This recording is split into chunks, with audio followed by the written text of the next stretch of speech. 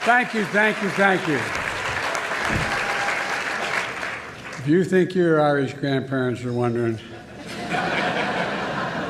my great-great-grandparents that came here in 1846 and went, what in the hell's going on? I want to thank you for the warm welcome, but please, not so loud. Donald was listening. Sleepy Don. I kind of like that. I may use that again. Kelly O'Donnell, President of the White House Correspondents Association, thank you for having me.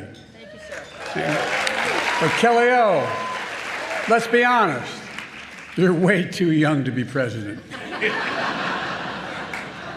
It's been a year since I delivered this speech, and my wife Jill, who's with me tonight, was worried how I do. I told her, don't worry, just like riding a bike. She said, that's what I'm worried about. Of course, the 2024 election is in full swing.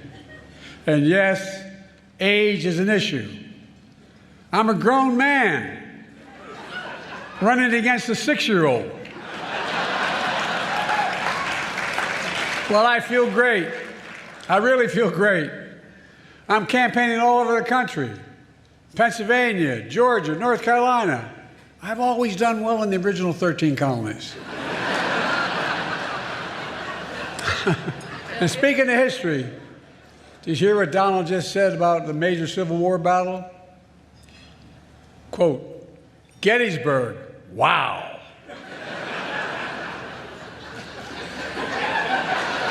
Trump's speech was so embarrassing, the statue of Robert E. Lee surrendered again. But look, age is the only thing we have in common. My vice president actually endorses me.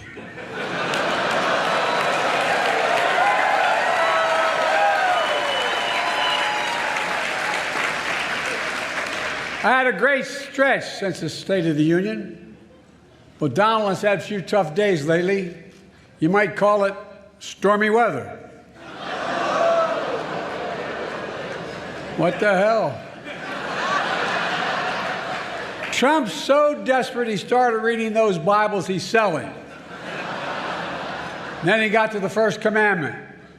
You shall have no other gods before me. That's when he put it down and said, this book's not for me. Look, being here is a reminder that folks think what's going on in Congress is political theater. That's not true. If Congress were theater, they'd have thrown out Lauren Boebert a long time ago.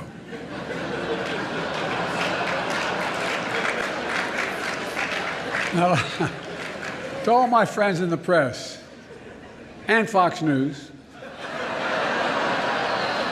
some of you complain that I don't take enough of your questions. No comment.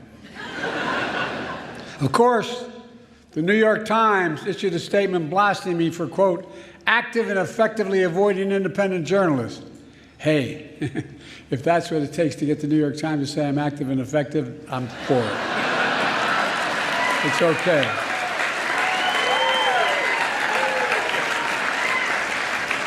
I have higher standards.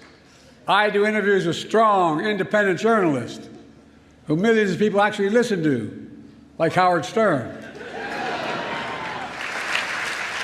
On the 3rd anniversary of January 6th, I went to Valley Forge, and I said the most urgent question of our time is whether democracy is still the sacred cause of America.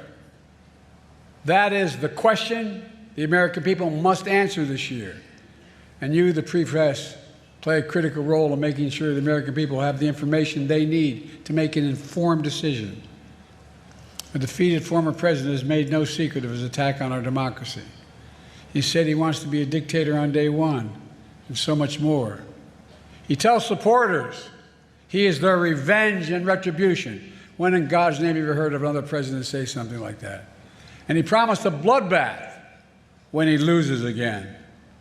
We have to take this seriously. 8 years ago, you could have written off it as just Trump talk, but no longer. Not after January 6th. I'm sincerely not asking of you to take sides. but asking you to rise up to the seriousness of the moment. Move past the horse race numbers and the gotcha moments and the distractions, the sideshows that have come to dominate and sensationalize our politics. And focus on what's actually at stake. And I think in your hearts you know what's at stake.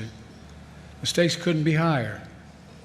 Every single one of us has a role to play, a serious role to play, in making sure democracy endures, American democracy. I have my role, but with all due respect, so do you.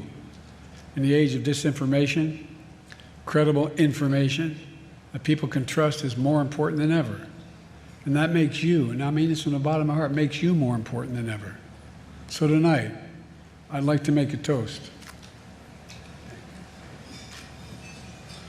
To a free press, to an informed citizenry, to an America where freedom and democracy endure. God bless America.